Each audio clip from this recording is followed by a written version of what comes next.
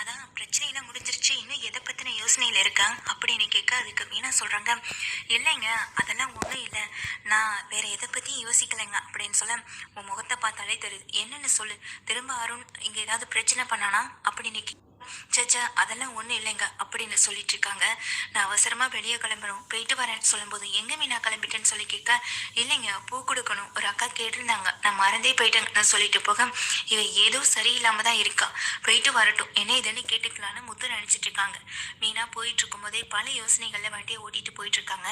என்னதான் இந்த பிரச்சனைகள் எங்க ஒரு பக்கம் முடிவுக்கு வந்தாலும், எப்போதுமே தன்னுடைய மாமாவை உயர்ந்த இடத்துல வச்சிருந்த சீதா, தான் புருஷன் சொன்னதை நம்பி தாங்கிட்ட தான் புருஷனை பத்தி ரவுடி படிக்காதவன் சொல்லி பேசினது எல்லாமே தப்பு தான். அது என்னைக்குமே என்னால மறக்கவும் முடியாது. அவளே அந்த நினைப்புல தானே இருக்கா. நல்லா புரிஞ்சுக்கிட்ட சீதாவே என் புருஷனை பத்தி தப்பா பேசும்போது, நம்ம வீட்டுல நம்ம அத்தைக்கு நம்ம வீட்டுக்கார சுத்தமா பிடிக்காது. இவரை கண்டாலே ரொம்ப கோபமாவே பேசுவாங்க. அப்படிப்பட்டவங்களுக்கு நாம ஒரு நல்ல இடத்துல உயர்த்தி நம்ம புருஷனை நிறுத்தி வச்சா மட்டும்தான் அவருக்கான பேரு புகழ் மரியாதைன்னு எல்லாமே கிடைக்கும்.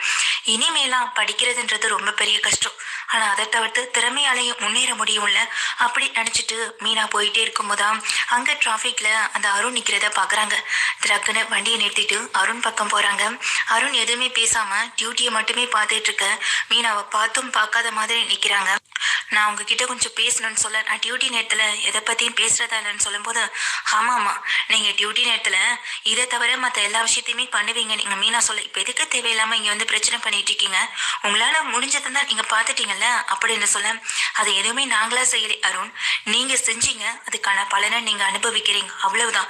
மத்தபடி சீதா கிட்ட ஒண்ணுக்கு ரெண்டா தப்பா பேசுறது எங்க வேலை இல்லை. எதுவுமே பேசாம அருண் நிக்க, உடனே இங்க மீனா சொல்றாங்க, என் புருஷன் படிக்காதவன், திமிரு பிடிச்சவன், குடிக்கிறவனு அப்படி ஒரு பேரை இங்க நீங்க கிளப்பி வச்சிருக்கீங்கல்ல, அது எல்லாமே பொய்ன்ற மாதிரி நான் நிரூபிக்கிறேங்க. என் புருஷனுக்காக தான் நான் இப்போ பினான்சியரை பார்க்க போயிட்டு இருக்கேன். அவர்கிட்ட இருந்து நானும் பணத்தை வாங்க தான் போறேன். அது மூலமா என் புருஷனுக்கு ஒரு டிராவல்ஸோ இல்ல அவர் ஆசைப்பட்ட மாதிரி அந்த டிரைவிங் ஸ்கூல்லையோ நடத்துறதுக்கு என்னால முடிஞ்சதை நான் செய்வேன். நிச்சயமா அவர் உங்களை விட ஒரு திறமையான இடத்துல வந்து நிக்கதான் போறாரு. அன்னைக்கு நீங்க அவரை பார்த்து இந்த வார்த்தையை சொல்லவே முடியாது அப்படின்னு சொல்லிட்டு இங்க மீனா ஒரு நிமிஷம் கூட அந்த இடத்துல வேற எந்த பேச்சும் பேசாம அந்த இடத்த விட்டு கிளம்புறாங்க. மீனா மீனா கிளம்பி போனதுக்கு பிறகு அருணுக்கு பயங்கர கோபம் வருது. இப்பவே இந்த ஆட்டம் ஆடுற முத்து ஒருவேளை இங்க மீனா சொன்ன மாதிரி பெரிய லெவலுக்கு போய் நம்ம கிட்ட ஓவரா ஆட்டத்தை காட்ட ஆரம்பிச்சிட்டானா அப்புறம் நம்மளால எதுவுமே செய்ய முடியாது. ஏற்கனவே எனக்கும் சீதாவுக்கு பிரச்சனை வரதுக்கு காரணமாவே இந்த முத்து தான் இருந்துகிட்டு இருக்கான். அவனுக்காக நீங்க போறீங்களா, போங்க, ஆனா போன இடத்துல உங்களுக்கு பணமே கிடைக்காது அப்படின்னு நினைச்சேன். அருண் என்ன பண்றாங்க, உடனே கால் பண்ணி பினான்சியர் கிட்ட பேசுறாங்க. பினான்சியரும் என்னப்பா அருண் சொல்றேன்னு கேட்க, ஆமா உங்களை தேடி ஒரு பொண்ணு இப்போ வருவாங்க, ஆனா நீங்க அவங்களுக்கு பணத்தை கொடுக்க கூடாது, ஏன்னா அவங்கள நம்பி நீங்க பணம் கொடுத்தீங்கன்னா அந்த பணம் நிச்சயமா உங்களை வந்து சேராது, என்னன்னு நான் எல்லா விஷயத்தையுமே தெளிவா சொல்றேன் அப்படின்னு சொல்லிட்டு நேரில் வந்து பேசிக்கிறேன்னு போனை வச்சிடறாங்க. இங்க அருணும் டியூட்டி முடிச்சதும் வந்து பாக்குறேன்னு சொல்லிட்டு இங்க இருந்து மீனா அந்த பினான்சியரை பார்க்க போறாங்க. அந்த பினான்சியர் வேற யாருமே கிடையாது, ஏற்கனவே இங்க பூ டெக்கரேஷனுக்காக 2 லட்சம் ரூபாய் கடன் வாங்கியிருந்த பினான்சியர் வீட்டில் தான் மறுபடியும் போய் பினான்சியர் கிட்ட பணம் கேட்டப்போ அவர் கொடுக்க முடியாதுன்னு சொல்லிடுவார். ஏன்னா சின்னமணியை பகச்சிக்க கூடாது அப்படின்றதுக்காக அந்த பினான்சியரை மீட் பண்றதுக்காக தான் மீனா இப்ப போயிருக்காங்க. உள்ள வர மீனாவை பார்த்துட்டு வாமா அப்படின்னு சொல்லி கூப்பிடுறாங்க. மீனா உள்ள போறாங்க.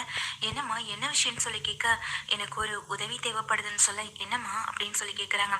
இந்த தடவை நான் பூ டெக்கரேஷனுக்காக பணம் கேட்டு வரல, ஆனா எனக்கு இப்போ அவசரமா பணம் தேவைப்படுதுன்னு சொல்லும்போது, அக்கா நீ எங்கக்கா இங்க வந்தேன்னு சொல்லி சத்யாவை அதே இடத்துல அருண் வேலைக்கு சேர்த்து விட்டதுனால இங்க பார்க்க செய்றாங்க.